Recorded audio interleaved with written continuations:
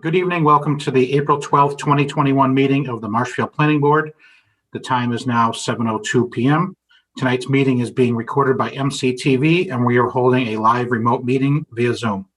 Our members here tonight are Katie O'Donnell, Nick Papastratis, Fred Monaco, and I'm Mike Viviano, the chair. Absent tonight so far is Kevin Cantwell and Peg Davis, our associate member. Also with us tonight is Greg Guimond, our town planner, and Karen Horn, our assistant town planner. At this time, I'll make a motion to open tonight's public meeting. Is there a second? Second, Fred Monaco. Thank you, Fred. Katie? Sorry, Katie. I'm pushing the wrong button. Aye, Katie O'Donnell. Thanks. Nick? Nick Papastratis, aye. Fred? Fred Monaco, aye. Thanks. And Mike Viviano, aye. All right, the meeting's now open. Our first agenda item, if anyone's here looking for that, we are not moving forward with the continued public hearing for the modification of Chestnut Hill, so we're not going. Do we have to close that? Was that already opened? That was open and continued without any testimony. Okay, so we got to close it. Here comes Kevin. So yes, if there's no questions, you guys can move to close the public hearing. Okay, anyone have a question on it? Seeing none, I'm going to make a motion that we close the continued public hearing for the modification of Chestnut Hill. Is there a second? Second, Katie O'Donnell. Aye, Katie O'Donnell. Nick? Nick Papastratis, aye. Fred? Fred Monaco, aye. Kevin? Kevin Cantwell, aye. And Mike Viviano, aye. Oh, there's Kevin. I'm Kevin's here. here. All right, so we'll move on to our next public hearing. I'll make a motion. We open the Selectmen zoning article for outdoor seating. Is there a second? Second, Katie O'Donnell. Aye, Katie O'Donnell. Nick? Nick Papastratis, aye.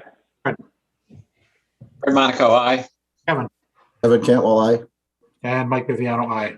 Greg, you're presenting? So the selectmen, after hearing from several restaurants in town, decided to put an article in that would only last until December 1st, 2021, to allow, in case the governor lifted COVID restrictions, to allow outside seating to continue to occur for the fall, to give the businesses some reassurance that they're investing in tents and chairs and tables and stuff like that, that in June, all of a sudden, the governor decides to lift COVID, and then they have to take out their tents and take down, their extra seating and stuff. So the selectmen have drafted this article that basically is a extension on outside seating without limitations on parking until December 1st, 2021. Okay, any questions? So what are we actually voting on? We're voting to endorse the article? You would vote to recommend to town meeting favorable, support of the article that you guys. Okay. Is there anyone from the public? I don't see anyone else here, I don't think. And I don't have anybody in the waiting room. Okay, so at this time, we'll make a motion that we recommend at town meeting endorsing the Selectmen zoning article for outdoor seating. Is there a second? Second, Katie O'Donnell. Aye, Katie O'Donnell. Nick? Nick Papastratis, aye. Fred? Fred Monaco, aye. Kevin? Kevin Cantwell, aye. And Mike Viviano, aye. Okay, thank you. At this time, I'll move to close that public hearing. Second, Katie O'Donnell. Aye, Katie O'Donnell. Nick? Nick Papastratis, aye. Fred? Fred Monaco, aye. Kevin? Kevin Cantwell, aye. And Mike Viviano, aye. All right, we're going to move on to the discussion of possible fall town meeting articles. Greg? Street I guess not. acceptance actually is Okay. first. All right, we'll start with street acceptance. So there was an article to accept some roads for this fall town meeting. As of to date, the DPW has voted to hold off on that article to the fall, which is a good thing because I was concerned with some of the aspects of what the selectmen and DPW are talking about with their new street acceptance policy. Traditionally, the planning board has required subdivision roadways to be built to a certain standard, which is to last, construction is to last for at least 30 years. It includes utilities, drainage basins, et cetera, as well as the full right-of-way and sidewalk. One of the discussion points with the selectmen's policy and DPW was considering was just to accept the pavement from gutter line to gutter line and nothing more, and only accept it as an easement. In the past, we've had a lot of trouble when things are easements, especially drainage or roadways on other people's properties. I felt that that was a mistake to go with easements. I feel that in the long run, the developer is not going to maintain the roadways. They're going to want to get out of this as soon as they can. And you're not going to get taxes on a drainage basin or a roadway. So in the long run, it's best for the town to accept the right-of-ways, the full right-of-ways, and the drainage basins as what we've done in the past. So that was one point that DPW wants to have additional feedback from the planning board, because it was just the planner who was raising that concern, and they wanted to know how the planning board felt. You guys don't have to come up with your answers tonight, but I just wanted to start the discussion so you guys knew, at least on my side, where I was coming from and what our concerns are. An example of the easements, Fairway's Edge at one point has a long dead-end street. Actually, it's got two cul-de-sacs, but the one that's the furthest away, closest to Governor Winslow Cemetery Road, at one time, which is an easement, the emergency access is an easement, somebody was putting their boat directly on the emergency access easement. The fire department went there with one of their trucks and explained to the homeowner that in cases of emergency, they would have to drive potentially through the boat to get to the emergency. And that did get the homeowner to move the boat off of the emergency access easement. But that's the type of thing we get into when things are done on easements. I know that there's a couple of roadways that the town was talking about accepting that have sidewalks. And because some of the sidewalks are in bad shape or maybe not in the right position, the DPW have been considering not taking the sidewalks as part of a subdivision. To me, that's an essential part of the roadway construction. Yes, we do allow under planning board rules and regs to waive one of the two sidewalks, but it's good to have a pedestrian feature on your roads. And it's important for us to maintain those pedestrian features in good shape as part of that roadway. And then finally on drainage and easements, when I first got on the planning board many years ago, we had a subdivision which the whole backyard of a person's house was the drainage basin. And they had asked the planning board after a heavy rainstorm to come to their backyard, and we did, and we stood on their deck and we're looking at this mass of water, and they said, we can't use our backyard. Why did you guys let this happen? So that's when the planning board years ago said, you know what, we're not doing drainage basins as part of easements. It's got to be part of the roadway, and it should be one and the same. And that's kind of where the direction they came from. So that's kind of the background on the street acceptance stuff. I know the selectmen and the DPW are going to continue to have discussions on this. We also had a number of streets back in 2002 that had been voted at town meeting to be accepted. But because of problems, the time limit ran out before the proper paperwork had been filed to affirm their acceptance, I think with the Registry of Deeds. That threw all those streets out. Some of those streets are looking at the newest list of roads to be accepted and wanted to know why they have been left hanging in the air when other streets who didn't even exist when they were built and had been approved by town meeting to be accepted, still are not town roads. So that's another aspect that when we give feedback to the selectmen and the DPW, we might want to consider it and discuss that as well. Okay, thank you, Greg. Any comments from the board? Nope. No, I think I would just reiterate that I support the planner. If the other boards are wondering.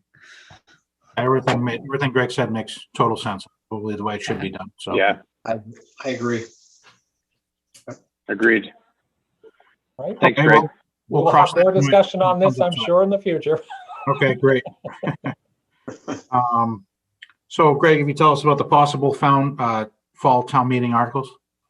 Okay, so Karen and I have been working on 10 possible zoning articles. Now, believe it, we did not start with 10. But as we opened the box, we soon discovered that there were interconnecting pieces that we would have to change in order to do some of these changes. Good job, Karen. So we had started with two major possible changes. The first was allowing attached residential in the PMUD on the south side of Commerce Way. And also to possibly allow residential above in the downtown. Both of those would be by special permit. We had also talked about corrections to the Brant Rock Village overlays residential above. And from there, once we started working on those, that's when all of a sudden we realized, oh, we gotta connect this or fix that, or why do we have one 30 feet and others 40 feet for architectural features and stuff. So as we kept going, we were like, all right, we gotta change this and this. So the articles that I sent to you guys, A through D are related to the PMUD district. E, F, and G are cleanup articles related to definitions on mixed use. And combining mixed use in the PMUD, and WRPD. Slow down. H and I are tied to the mixed use residential over business in the B1, and the J is modifications to the Brant Rock Village overlay. Specifically, Article A would move the PMUD special permit language from Article 11 special permit conditions in the zoning bylaw to Article 13 superimposed districts, which is where all our other overlay districts are. So once we started getting into the PMUD, all of a sudden it was like, wait a minute, this is an overlay district, but it's not in where all the other overlay districts are. So we started thinking about it, and it would get all our overlays in one district or one article. It would also free up section 1105 for a new special permit subsection, which we might have just written. And it also will require a lot more work on reworking the numbering of various sections, because we got to change all the references to 1105 to 1306. And then we have to go through, make sure all the subsets and everything match. So there is still more work to do with that. But the gut feeling on our side is it's probably worth the effort to put all the overlays in the one article and to make the corrections. Article B would add a new category to the table of use for affordable village, which would allow for attached dwellings in the PMUD and in the WRPD within the PMUD, two overlays, that does get a little tongue-tying, by the special permit. Article C would modify the PMUD text.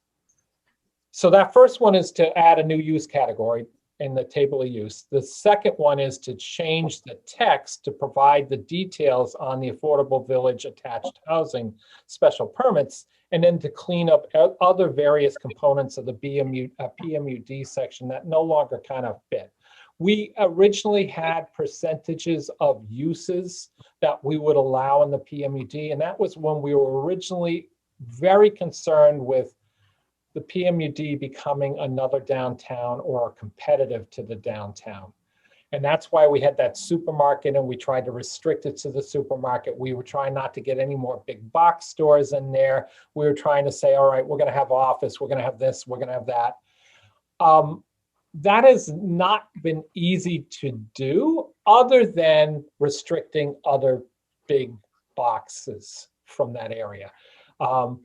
The mixes and stuff have never kind of followed through what the developer had originally been hoping to put in there. So we had talked about at one point they were going to put a hotel conference center in there.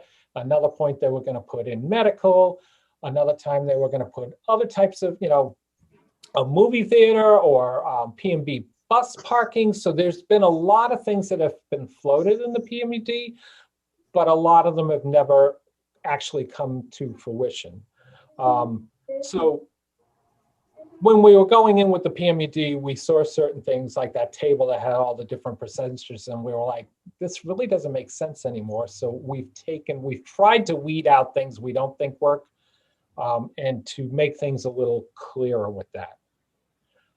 Article D is a map change that would remove D080109A, which is the 248 unit 40B called Modera from the PMUD district.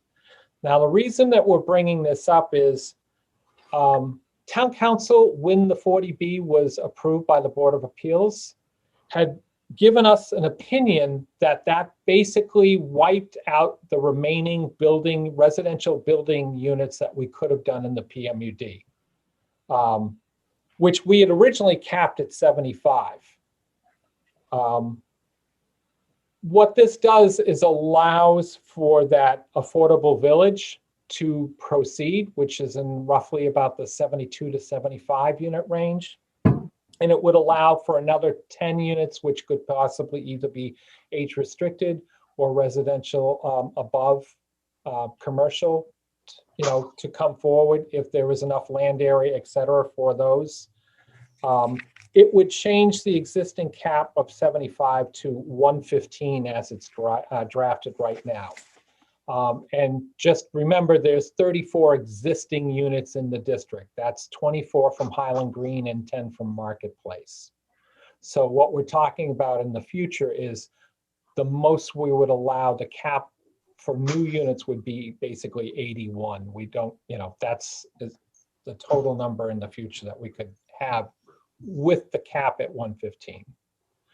Articles E and F would clean up definitions by removing dwelling mixed use and modifying the definition for mixed use building and mixed use district. It was very interesting when Karen and I started reading the definitions, and we're like, why are there two definitions that are kind of the same that are called something different? So we decided to get rid of one and to take the components of both of them and put them in the other. And that's what we did with that mixed use building definition. It would also clarify mixed use residential above would be allowed in B1, PMUD, and Brant Rock Village overlays versus having separate definitions for each of them. And that was originally the direction we were headed. And then we were like, no, this doesn't make sense. Why add when we don't have to? Article G would modify the existing residential number 7 in the table of use to clarify mixed use building instead of dwelling mixed use that's allowed in the PMUD. And it also will put in that clause that it's also allowed in the WRPD, Water Resource Protection District, where the Water Resource Protection District is within the PMUD. There will be some neat renumbering there as well needed. Article H would add a new residential number 8 in the table use that would provide direction for applicants seeking to file a special permit for mixed use buildings in the B1 district. Note again that numbering corrections would be needed. The draft that I gave you, the B1 mixed use buildings are 1116. That would become 1105 if you guys are okay with moving PMUD over to Article 13. Article I would create the language that would govern special permit applications for mixed-use buildings, in the B1 district. All of this is new language that you have in the draft. It would allow for a maximum of 10 units per acre and require that 20% of the units are affordable. And we would want those units built on site because currently we allow attached residential units up to 4 units, but they have to be age restricted. And as you guys remember from a couple of years ago, DHCD has basically said they will not allow age restricted units to be counted as affordable units because they want a family to be able to move into them. It would also allow in the B2 section on page 15, pre-existing non-conforming lots in the B1, the ability to get a special permit for up to 2 units. And that's basically, we put it as you could get 1 unit for every 4,000 square feet if you were in one of these pre-existing non-conforming lots, which we do have a number of them in the B1 district, which is why we've kind of come up with this clause. The board has the opportunity to do that, or the board can say, we don't feel comfortable. We also have to run it by town council. We have not done this before, so this is something that's kind of new. But we felt because we had a bunch of building stock in the district that were undersized, that have been there historically, that they may add a floor or 2 on, we should give them the ability to at least try that versus if we went with a standard lot size as a minimum, we're forcing all those lots to be purchased by one person and then knock down and build new construction in order to make the, to get the density numbers. A portion of the first floors for all the businesses, residential above businesses, would be able to be used for residential access, storage, and garage. It does require, and we've changed this on one of the others so they're all compatible, would require 1.2 parking spaces per bedroom. And you may ask, why 0.25? Because if we get 6 or 8 units, that will add up to 1 or 2, we'll get 1 or 2 additional parking spaces, which we're gonna need for guests, et cetera, or potentially, people living in the units. 2 of these are already existing districts that already have parking concerns, meaning the B1 and the Brant Rock Village overlay. So that's part of the reason why we went to 1.25 versus 1 per bedroom. The other thing we added in was a requirement that the residential spaces must be provided on site. We're not going to allow town parking spaces to be counted towards the residential units. My feeling is if I'm buying a unit, I want to be able to walk directly downstairs and get to my car and not have to walk 300 feet over to a town parking lot in order to get my car. That's might be a personal choice. And again, the board can modify that if they so choose, if you guys want to go forward with this. This is the first draft on the B1. One of the things that I was concerned with, and Karen and I had a lot of discussion about it because we weren't sure how to best handle this. At the moment we have this drafted that it's the entire B1 district. But if you drive up and down the Webster Street portion or tail of the B1 district, you'll notice that it's very different than the Ocean Street section. You get a lot more houses. You get some of those rental bay facilities, et cetera. And you have residential houses close by or intermixed. We do have the potential for some growth down at the end of the district, meaning the corner of Parsonage Street and Webster Street. There may be some changes in property ownership on 2 lots that the 2 lots combined could give you a significant development there. But again, I want you guys to feel more comfortable. I mean, we could have done it as an overlay. I was trying to not have another overlay on the zoning map because we have so many layers on that zoning map already. It's kind of hard to see. But again, it's kind of the board, go up and down, take a look, see what you guys think. The B1 district ends at 726 and 727 Webster Street. And the B1 district is 275 feet deep off of the center line on Webster Street, just to give you a sense of that area. Article J, this would modify the existing Brant Rock Village overlay by allowing residential access, parking, and storage on the first floor, similar to the B1 and the PMUD language. It would require a minimum of 40% of the first floor to have commercial on it. Now, in the past, we've heard they didn't think they could fill the entire first floor in Brant Rock with businesses because the fact that the businesses are primarily summertime uses.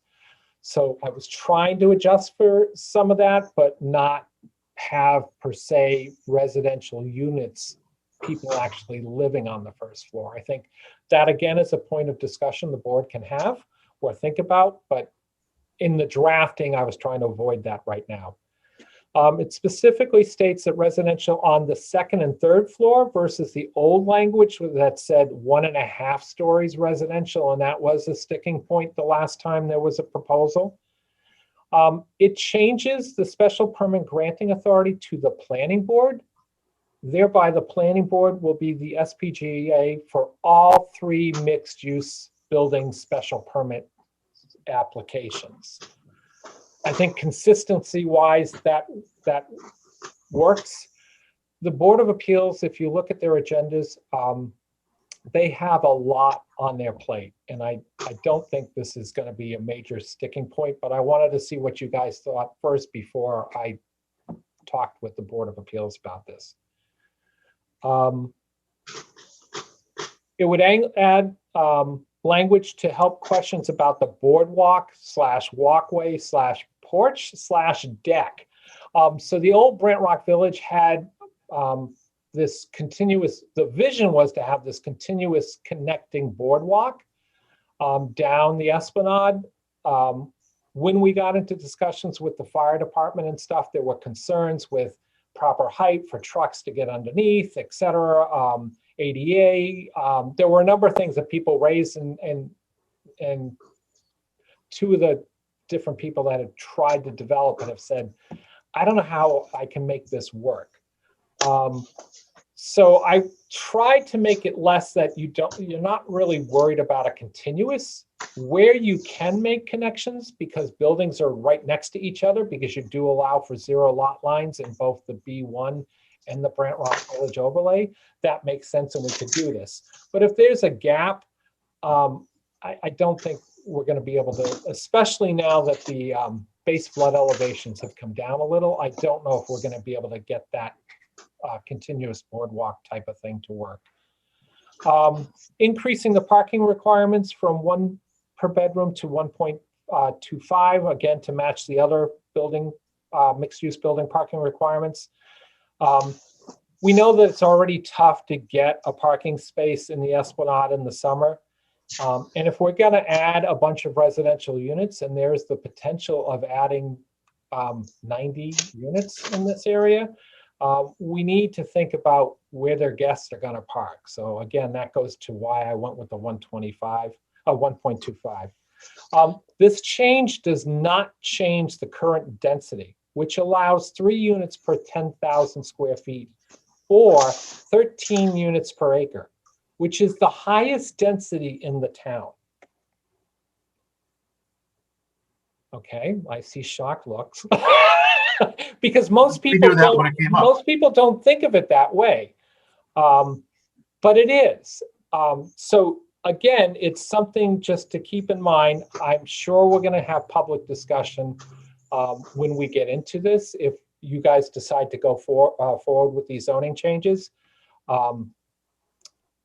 there is a party that has bought the majority of the west side of the Esplanade now, and they would like to redevelop the property. Their heights were a lot higher than what we currently allow, or even what we would allow under this proposal. But again, it's something to think about. The board should consider requiring all residential parking, or you guys should think about thinking about the highest recorded flood event, which is 10.5 feet, or the base flood elevation. One of the sticking points in the past has been people will go, why would you build, why would you buy a unit if you're going to lose your car every time there's a flood? So you guys may want to consider, should we be looking at saying, hey, your parking for your residential units have to be above the highest flood elevation to date, which is the 10.5, or go even higher with the base flood elevation 13. Again, Nick, on the architectural side, that has a lot of impact on a proposal. So that's why I think it's something we should think about at least and have a discussion, because I think when we get into a public hearing, it's going to come up and we should have thought about this with the zoning changes. I did mention that the base flood elevation is possible, but it's going to be very expensive. And it also may reduce the actual development possible due to the design constraints, i.e. building height. So if you got to go up with your parking and you can't keep going up further, it's going to limit those number of units that you could possibly get, or make them spread out, which is another thing to consider. When somebody comes in to redevelop it, we'd like the development along the facade versus a single block building of 5 stories or 6 stories in height. Base flood elevation requirements were changed shortly after this original Brant Rock Village overlay was passed. The 26 flood elevation was 16 feet plus 1. So the first floor had to be at elevation 17. Currently, a large portion of the Brant Rock Village overlay, or Esplanade, is at elevation 6. The new Loma lowered our base flood elevation to 12 plus 1, which means the first floor has to be at elevation 13. That means the first floor is 7 feet above the sidewalk elevation at the old Arthur and Pat's. Again, visually to get you in the right mindset. And you have immediately adjacent a number of existing residential houses, some which have not been elevated yet. So there's a real discrepancy in height and stuff. Finally, and then I'll be quiet. I want to know if the board wants to consider us looking into writing something to cover temporary uses in the Brant Rock Village overlay, like food trucks or like container businesses, which I thought was actually a unique idea, that you would come in with a store or a restaurant that's in a container, you drop it onto the site pad for the summer, and then you pull it out and it's gone during the winter storm season. We have not gotten an opinion yet whether or not a temporary structure has to be at the elevation height.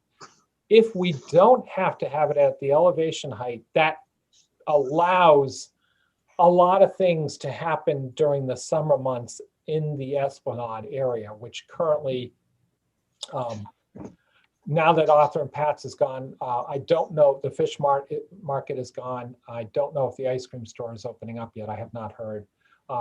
It is primarily right now, we have the Venus, the Haddads, and the Jetty. And that's pretty much it for the restaurants and stuff in that area. You do have Brant Rock Market, but that's kind of what's going on. So that's something I didn't know. We've had people come in multiple times on staff level and have asked, can we do this? Can we do that and stuff? Currently, we have no language whatsoever for either food trucks or container businesses. So that's something I wanted you guys to think about, and then let us know if you want us to proceed to try to draft something on that. Greg, if it's not in there, does that mean they can do it? No, if it's not in there, it's prohibited. Our bylaw specifically states if it's not in the table of use, it's a prohibited use. Oh, I thought you had to prohibit the use, not just exclude it. We were trying to work around on the food truck the first time it came in because it was a restaurant use. The building department and the Board of Appeals was trying to say, well, it's kind of a restaurant, so we put it in the restaurant category. I think because of the concerns expressed once they got into when they were going to try to permit it, the hours of operation, the music, the garbage, and everything else, I think we would be better off if we came up with language that kind of addressed all those things versus waiting until we got into an actual application and then have all this stuff come up. And then, the Board of Appeals ended up not approving that first time around. Greg, on a related note, do we have anything on like elevated parking or parking structures? No, they had the proposal the last proposal that we saw for the Brant Rock area had a 2-level parking garage underneath the first floor. And the way it was done was the second level of the parking garage, the cars would have been out of the flood events. The first level, they would have been in the flood events. Mm-hmm. I got to get up there somehow. Yeah, and I mean that is also, you got to build a ramp up too. So that's when you're getting into that base concrete structure that's so expensive. Okay. That's it on the zoning changes at the moment. If you guys have questions, we'll try to answer them. It's a lot to digest. Chew on this and let us know what you want to see. We do have some time still. I mean, this is potentially for the fall town meeting. Okay. Any other questions or comments right now? I think I would just say that I definitely have concerns about the Brant Rock Village. I'd say that that's my most concerning one at this point, just because I worry about the common sense of an area that is regularly on the news for flooding, for further year-round residential development. I just wonder what we're telling people with that. And I do love the idea of pursuing, more temporary businesses and food trucks and all of that. I think that's a lot of the way of the future. And for people, for residents, for somebody to be entrepreneurial and get something going in town, the expense of having brick and mortar businesses is really crowding out, really excludes a lot of people. And I think that we've seen that, there are a lot of creative people out there who have come up with some neat ideas that benefit the community. And I think that would be good for us to go in that direction. I'm a little surprised that food trucks are regulated under zoning and not just Board of Health, that they could come in and, I don't know, park somewhere and sell some food. They do have to go to the Board of Health, and they do need to get a peddler's license from the selectmen as well. Some of them want alcohol too, which then requires the selectmen for the alcohol license and stuff. Sure. All right, so are they just excluded from zoning right now? We can't have a food truck in Marshfield because they're not zoned for it? Like I That's not said, right. I think the Board of Appeals and the building department would like to come up with a way of addressing it, but it would just be much cleaner for us if we did something and created something to make this much cleaner. Okay. Right now, they're going to try to squeeze it under a restaurant. And I know some restaurants are not happy about that. Well, of course not. Okay. Yeah. Are those under like peddler's licenses that like the Board of Selectmen can issue? But I don't know. But I think that's like they have to remove every single day and everything. Like they can't stay. That would be one way of possibly doing it. Yes, under a peddler's license. But I think because of the food, I can't say for sure. I know. I'm trying to think back to it. I'll have to dig a little more on the selectmen's side of this for you. All right. Well, We can work on that too. Okay. Any other comments? All right, seeing none. Thank you, Greg. I'll make a motion that we approve the minutes of 2/2/21 and 3/18/21. Is there a second? It's Second, actually Katie it's actually marked 8th, not 18th. Oh, okay. So I'll redo that motion for approving the minutes of 2/2/21 and 3/8/21. Is there a second? Second, Katie O'Donnell. Aye, Katie O'Donnell. Thanks. Katie, Nick, Nick Papastratus, aye. Fred, Fred Monaco, aye. Kevin, Kevin Cantwell, aye. and Mike Viviano, aye. Staff reports at all, Greg, if the zoning stuff wasn't enough for you? So we have possible changes to the rules and regs. Karen is still working on those. Again, once we've opened up the box, we realize there's a lot of work there. So we're working on that. Under board and staff reports, I'll try to be fairly quick. We have several different zoning violations. When I've been asked to walk the bridle path and do things for the Trails Committee and stuff, sometimes you notice things. And we have brought it up to the property owner, and we're expecting to meet with the property owner shortly. But we have several cases where we have things that are in violation of WRPD, Water Resource Protection District uses going on. We've also had cases where we've issued special permits on WRPD, and we've noticed that they haven't been following with their conditions. We are going to try the soft approach first, and if we do not have any progress, then we would have, I would ask the board to have the board vote to have the building commissioner act on zoning violations and issue fines. So this is something that's in process that we will be working through and try to get these resolved. Okay, thank you. Anything from the board at all? Okay.